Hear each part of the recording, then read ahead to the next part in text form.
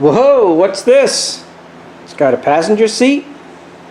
Hey folks, I'm Mike. This is KEI Fabrication. 2.5 years ago, we pulled what was left of this vintage open wheel NASCAR modified out of the woods, and we've begun the resurrection process. Here we are 45 years later, and this car is extremely close to returning to the track.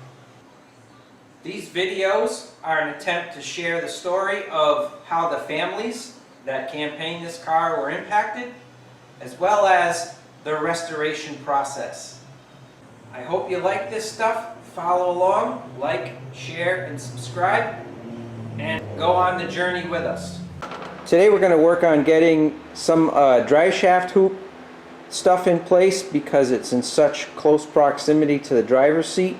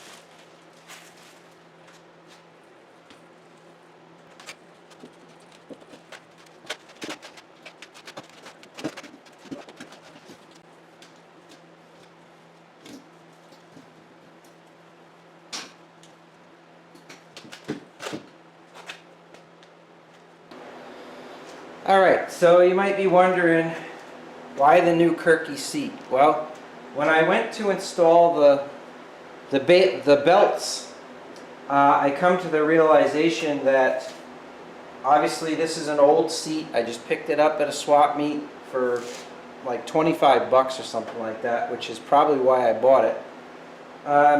But it's such an old seat, even though it was in really good shape, it didn't have the updates in terms of more safety incorporated into the design in terms of how the belts interact with the driver. The old circle track seats, just the basic seats, the belts went over the top of this, and what it did was it made the seat belts come across your abdomen, and they actually didn't make good contact with the pelvic bones, which are the strong part of your body that the belts are intended to interact with when you do get in a wreck, and not crush any internal organs or anything like that. Well, the belt stays off of your hips because this cutout in the seat just isn't low enough. The second thing I ran into is I didn't buy the Y-type harness with only one belt going through. I bought the dual shoulder harness. And the belts were not allowed to extend far enough to where they weren't bunching up, and it was actually causing basically the belts, when you cinch them down, to pull inward on each side of your neck. So I came to the realization that, you know what, this is a safety thing. I really need to spend the appropriate amount of money to get a good design seat for the application. Now this is, you might say, why didn't you buy a containment seat? You know, those things are junk. They don't belong in a modified. Well, you're absolutely right, but this is a parade lap kind of car. It's an exhibition. Not that you need to, or you should be thinking that you can skimp on safety. This thing will probably never go faster laps than a street stock or something like that on regular street tires, just because the sanctioning body for this series knows that some of these cars are original as built in the 50s and 60s, and they still have water pipe in them, and they probably still have an old airplane style bucket seat or even a passenger car seat in them. They still want them to be representative of the time period. That is a much nicer seat. It's certainly not a containment seat, but it is far and above the entry-level seat that you can buy, and it even comes with reinforcement for the shoulders, the hip supports to stop them from bowing out. And let me get this seat out of the way. This allows the belts to come off of your hips down into the seat bracket or seat belt tab and pull you down into the seat across your pelvic bones as intended. And the other thing is, you can see at the top of the seat, it has the much wider opening, one for each of the H-style upper shoulder harness. So I really had no choice but to update the quality and the time period, obviously get current with the seat safety technology that has been incorporated into these to accommodate the belts properly, so the belts can do their job. The old style seat, it might have done a good job holding in position, but the way it was built, it really didn't allow the seat belts to do their job. This one did not have the cutout for the anti-submarine belt. I put that in there with the intentions of putting the protection and things around it. So anyway, the good news is just about every seat bracket that I built for that seat is going to work with this one.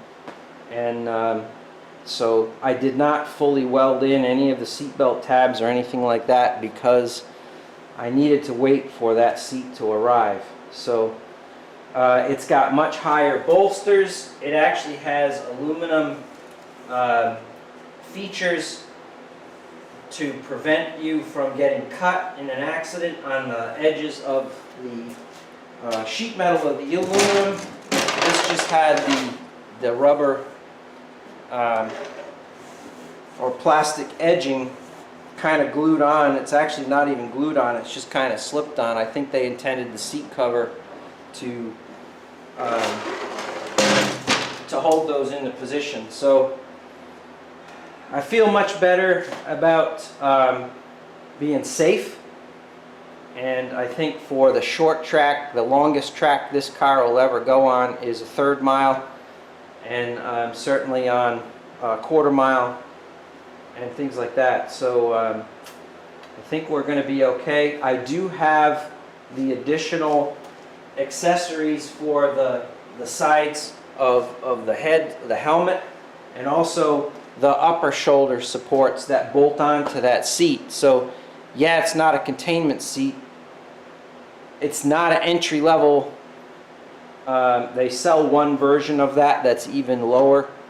I don't know, it's not necessarily lower in quality, but I think it's lower in capability. But by the time I put all the additions on, it'll be as close to a containment seat for what we're doing with this car.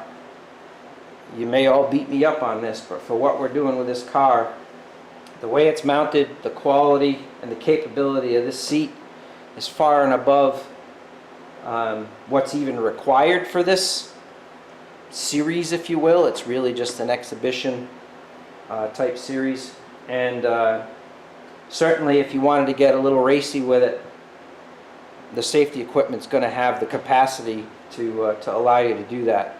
The limiting factor is going to be the chassis. You know, this is a 60s technology chassis, and it's only going to let the car go so fast. So anyway, hopefully that explanation is acceptable to you folks. So I'm going to go ahead and make the holes in the seat now that I've tested its position, my legs and everything, the way they're positioned with the pedals. I really like it. Super comfortable. And just sitting in that seat compared to this seat, it's amazing just with the contouring of the bottom of the seat and the way that the back of it is constructed. It's amazing how much more comfortable that is even without the seat pad in it. So anyway, very excited about it. It was, you know, money that I didn't want to have to spend, but as I get older, maybe I'm a little wiser, but I think it's smart money. So anyway, let's move on to other progress.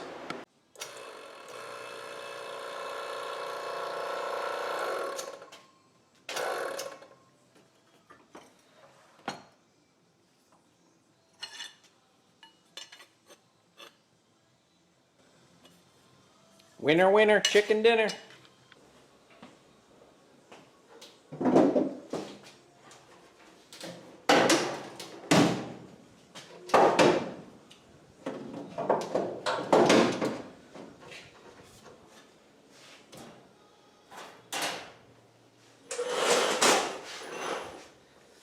Well, folks, it's the next day, and I'm just a little discouraged because I know I said a little while ago in the video that it didn't seem like this seat required many changes.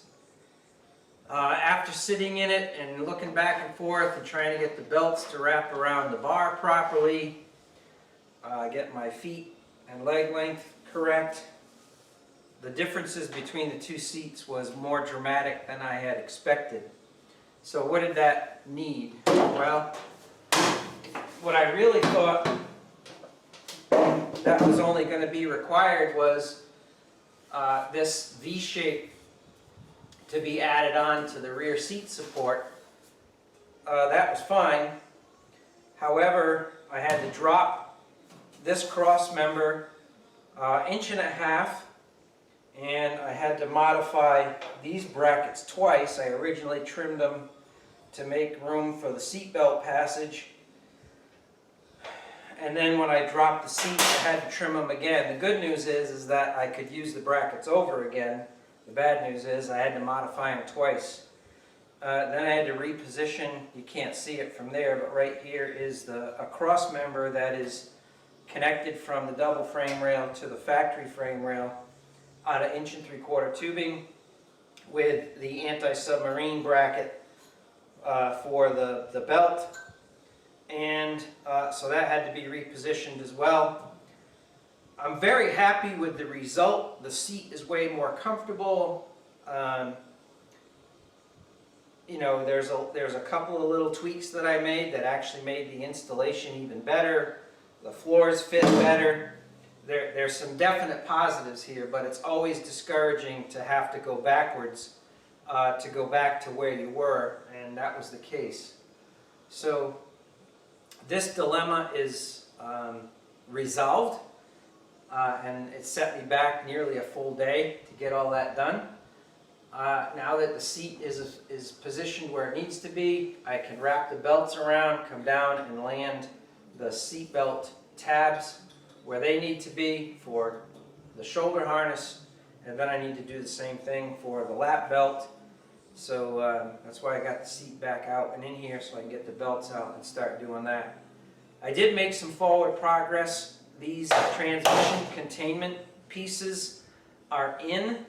This is also part of the containment. This is 1/4 inch thick plate steel, and it's fully welded. So now once I put the front half of the transmission tunnel in, this is what I can use as a foundation for the remainder of the tunnel that's going to go back to a piece of vertical sheet metal that's going to go here. We'll cover that in its own separate video. Just a hint of some of the things to come. Alright, I need to get back to work. I got to make up for some lost time. Got to do the seatbelt tabs, and then I'm going to work on, once I know where the seatbelt tabs are, I'm going to go ahead and start working on the floor pan to finish up all the way to where the rear firewall is going to happen back here. So, something to look forward to.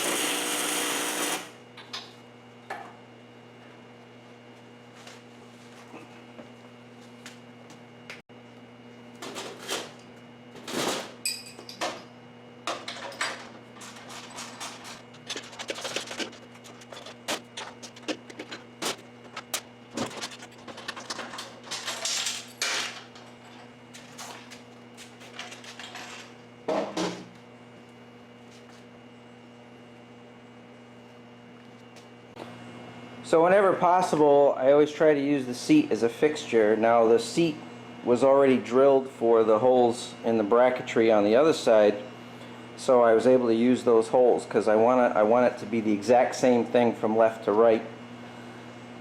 Angle, position, all that good stuff. So now that I use the seat as a fixture, I actually use the seat to calibrate where the holes go and drill them ahead of time, use the bolts to hold the bracket in place, tacked it, take the seat out, and now we'll do a full weld.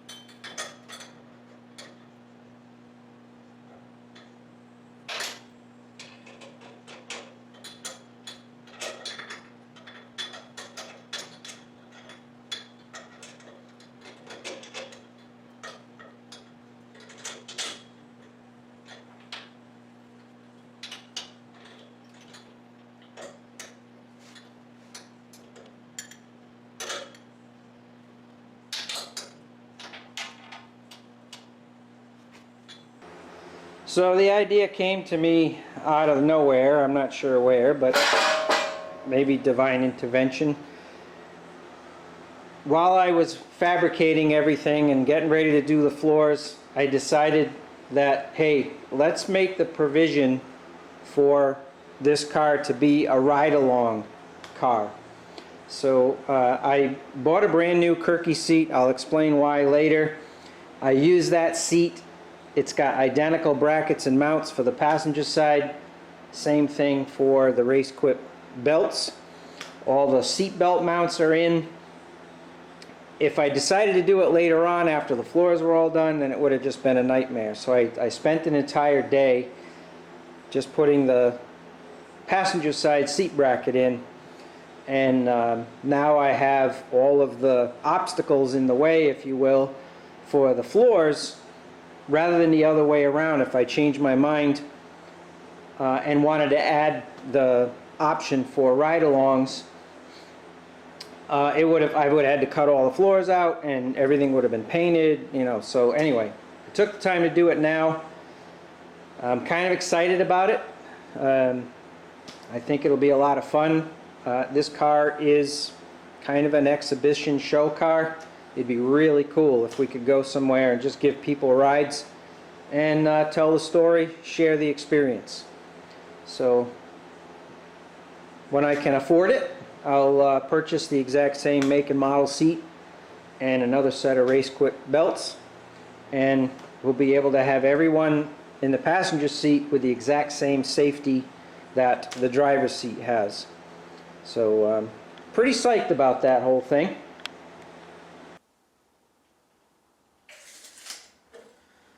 Alright folks, that's going to be it for this one. If you're still with me, obviously you like this sort of thing. Thank you so much for following along with the rebuilding and restoration of the old number 7, otherwise known as the B&J Special. Subscribe, like, please comment below. I'm always encouraged and interested in hearing what your thoughts are and interacting with you. Thanks again. Hit that like button for me, would you please?